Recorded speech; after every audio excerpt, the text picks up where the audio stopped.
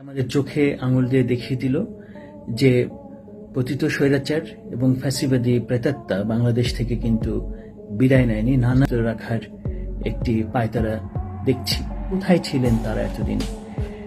একদিনের ভেতরে, এক মাসের ভেতরে একটি নতুন। আমরা চাই নিয়মতান্ত্রিকভাবে কারো কোনো দাবি দেওয়া থাকলে সেটি তুমি বউ হয়েছ? ওলি বাবালি মিসেস মিসেস তুমি মিসেস মুস্তাক হয়েছ? বিয়ের 2 দিন পরেই ভাঙনের সুর মুস্তাক দীপ্তির সংসারে।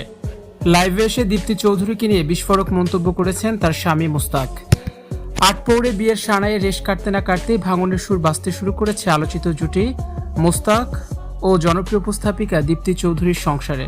বিয়ের মাত্র 2 দিনের মাথায় তাদের দাম্পত্য কলহ এবং বিচ্ছেদের গুঞ্জন এখন সামাজিক যোগাযোগ মাধ্যমে ব্যাপকভাবে ছড়িয়ে পড়েছে।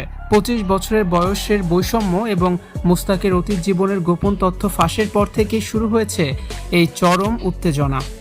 সংসারে ভাঙনের সুর এবং চারদিকের তুমুল সমালোচনার মুখে অবশেষে সামাজিক যোগাযোগ মাধ্যমে লাইভে এসে মুখ খুলেছেন খন্দকার মুস্তাক আহমেদ।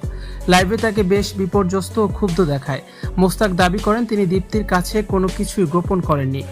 তিনি বলেন, আমি দীপ্তিকে আমার বয়স এবং অতীত জীবন সম্পর্কে সবকিছু জানিয়েই বিয়ে করেছি। দীপ্তি আগে থেকেই সবকিছুই জানতো। এখন বিয়ের পর মানুষের সমালোচনা আর ফেসবুকে ট্রোল দেখে দীপ্তি কেন এমন পাগলামি শুরু করেছে তা আমার মাথায় আসছে না।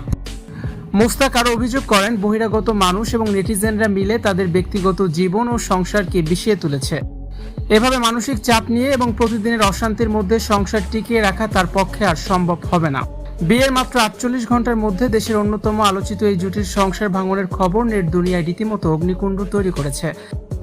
বিয়ের মাত্র 24 ঘন্টার মাথায় নাকি দীপ্তি চৌধুরী জানতে পারেন তিনি মুস্তাকের প্রথম বা দ্বিতীয় স্ত্রী নন, বরং তৃতীয় স্ত্রী। এর আগে মুস্তাকের আরও 2টি বিয়ের খবর প্রকাশ্যে আসাতেই দীপ্তির পরিবার এবং তার নিজের মধ্যে তীব্র অসন্তোষ তৈরি হয়েছে।